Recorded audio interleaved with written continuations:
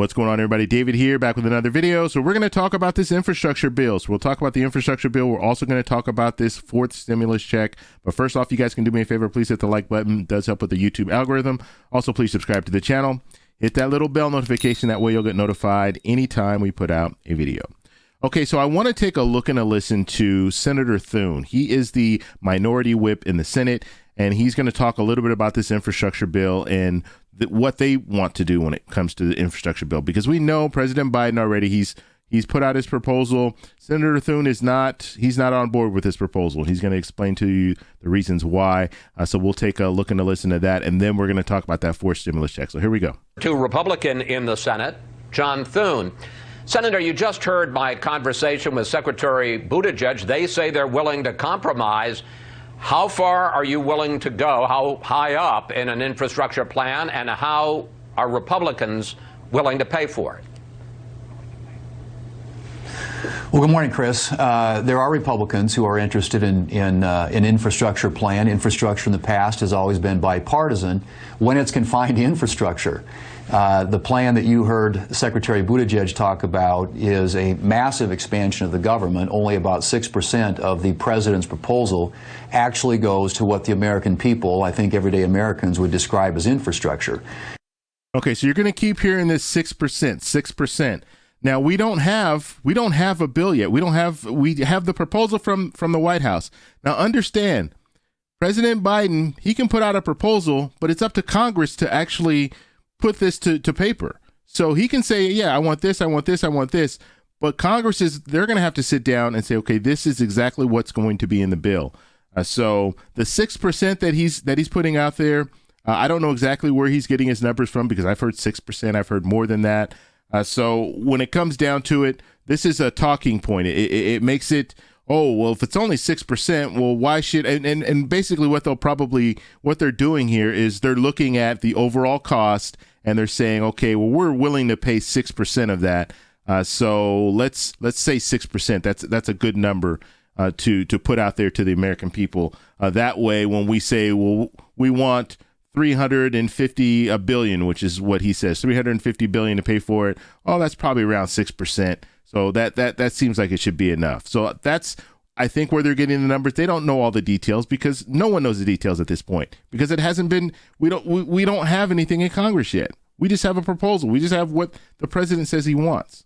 If they're interested in roads and bridges and highways and perhaps broadband, there is a deal to be had there. But I think what we ought to be looking at this in terms of is having let's do an infrastructure bill. If the president wants to do an infrastructure bill, the sort of big, bold, utopian, European-style socialism proposal that they've laid out there is something they can try and do another time. But if they're sincere about doing something on infrastructure, I think there are Republicans who would vote for it. And how we pay for it, I think we ought to repurpose some of the money that's already been spent, or appropriated at least, and hasn't been spent in all these previous COVID bills. We just did $350 billion to a lot of states out there, and this would be a good use for those funds.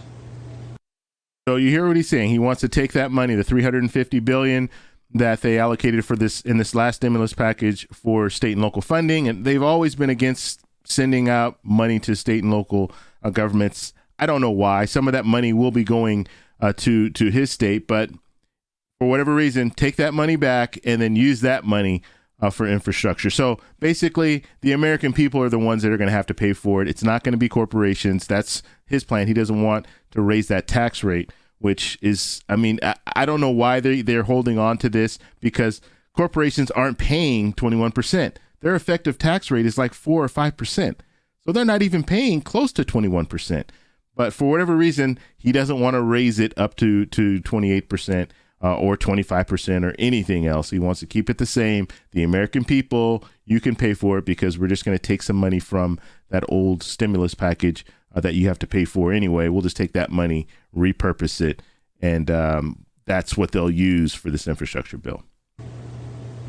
Well, let's look at the state of infrastructure, traditional infrastructure in your state. According to studies, South Dakota has the 4th highest rate of structurally deficient bridges in the country. clean drinking water needs are $730 million. You say 6% of this bill is infrastructure. We had Senator Roy Blunt, another member of Republican leadership, on last Sunday. He said about a third of the bill he thinks is infrastructure and talked about $700 billion of the $2.25 trillion.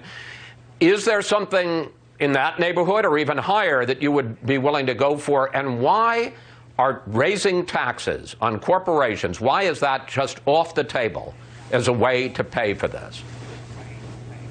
Well, first off, in terms of the actual components of a bill, yeah, I think water, wastewater, I said highways, roads, bridges, perhaps broadband could all be included in that category. You know, our state of South Dakota obviously depends upon the highway bill funding in order to upkeep and maintain a lot of the roads and bridges in our state. And we would welcome, as I said before, an infrastructure bill, which we do about every 5 years. I think that the tax increases that are included in here are something that would be very crushing to the economy. You're talking about increasing the rate from 21% to 28%, or a 33% tax increase on businesses in this country who are looking to create jobs. It doesn't make sense, after we just reformed the tax code in 2017 and tried to make our tax code more competitive in the global marketplace, to then raise taxes and make the United States the highest taxed place to do business in the world. I don't think that's a good way to grow our economy. It's not a good way to create jobs. And the Democrat idea always includes increasing taxes. There aren't very many times in history where I think you look at and say, let's raise taxes to grow the economy and create jobs. If we want to do that, Chris, we want to keep taxes low so our businesses can compete globally. And there's certainly no need to for a big fat tax increase on businesses, either on the publicly held corporations or the pass-throughs, which would also be hit by the increase in individual income rates. Okay, so there was Senator Thune, and you heard him talk about the corporate tax rate. If we raise it up to 28%, then we'll be the highest in the world. That's not true, and I'm going to show you that that's not true. And I don't know why politicians come out and they say things when they know you can fact check them. And so these are the tax rates. These are the corporate tax rates, all right? And just looking in Puerto Rico, we can kind of take them off the list. They're a territory of the U.S. But looking at all the countries here, these are the tax rates here. This is what we're looking at. Okay, so when you say what we're looking at, 28%, we would be in this area here. Okay, we would be with these countries here if they raise it to 28%.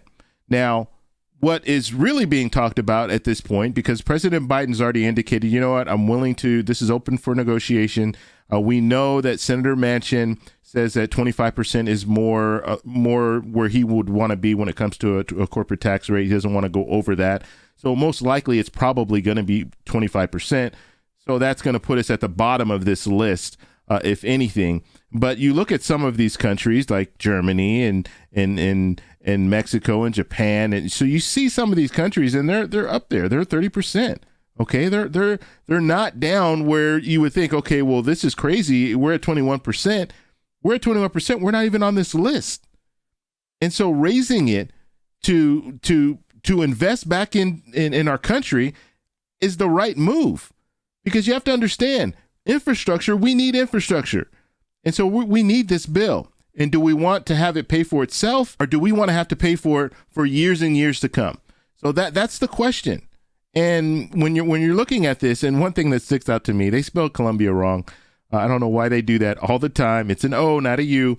But anyway, when you look at this, this is politicians. They just come out and they say things, and they just hope people don't fact check them, and they hope that they can just continue saying the same thing, and then they'll get people on their side saying the same thing. Well, we don't want to raise it to 28% because then we'll be the highest in the world. That's not true. We would not be the highest in the world. So when it comes down to it, that's what Senator Thune is talking about. He wants to pay for it by repurposing the $350 billion for state and local funding that has not even been used, or some of it hasn't been used yet. But you have to understand, state and local governments, they have been really struck hard from COVID-19. They're paying a lot of money out right now to provide these services for the American people. I mean, we have testing sites and all this. Although they might not be paying for the actual vaccine, they have to pay all the overtime for the people who are going out and helping you get this vaccine.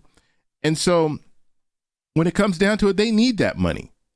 And so if we are in a situation where we can raise the corporate tax rate up a little bit, just so we can pay for this infrastructure bill and invest back in the American people, I think it's the right way to go. And if you're talking about taking money from other places, I mean, it's just ridiculous. And you have some politicians that are just going to want to hold on to that, oh, we don't want to raise that corporate tax rate. It's going to mean that people are going to lose their jobs. The reality is a business is going to hire people if they have business. So if people are going into their establishment, they're going to hire more people because people are actually going to their establishment. If I have a pizza place and I have customers, and what I want to make my customers happy. So I don't want to have just one waiter, one waitress.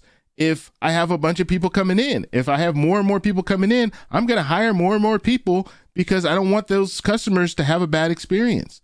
And so that's how businesses run.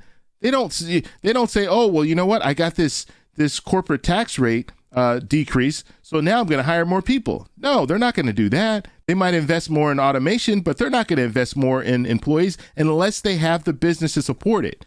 So when they have people coming in, that's when they're going to start hiring more people to work at their establishment. So let's talk a little bit about this fourth stimulus check. So when we're talking about the fourth stimulus check, at this point, like I said, I'm going to be completely honest with you. It's not in this proposal. In this infrastructure bill, we do not see it in this first portion.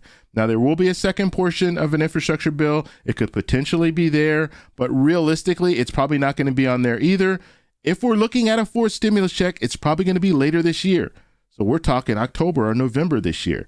I don't see them moving forward with anything anytime soon. However, like I said, with this infrastructure bill, there's a lot in there, and we'll know more details in the next couple of weeks as far as exactly how Congress wants to move with this and what they're going to have in this next infrastructure bill. And you do have support for another stimulus check.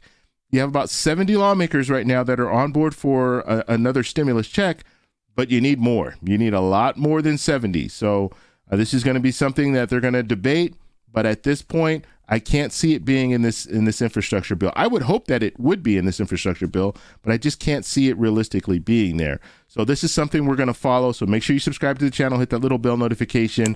And if we do hear more and more talk of another round of stimulus checks, you're definitely going to hear it here. You're going to hear it here first. As soon as they start talking about that, I will let you guys know. But right now, I don't really know how they're going to move when it comes to that.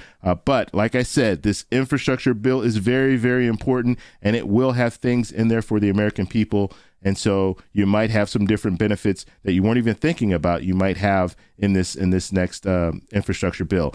Free college tuition for at community college. I think it's great. That will allow a lot of people to go to college. And we're in a situation now where a lot of people have lost their jobs. And some of these jobs are gone forever, and they're not coming back. And so you're going to have to learn a new trade, or you're going to have to learn a new skill set. And so having free college, community college, I think is a good benefit for a lot of people. Allow them to go to college, learn something new, and get back out into the workforce and start a whole new career. So I want to know what you guys think about this whole thing. So in the comment section, let me know down below. If you like this video, please give me a thumbs up. Please subscribe for more, and I'll talk to you in the next one. Bye.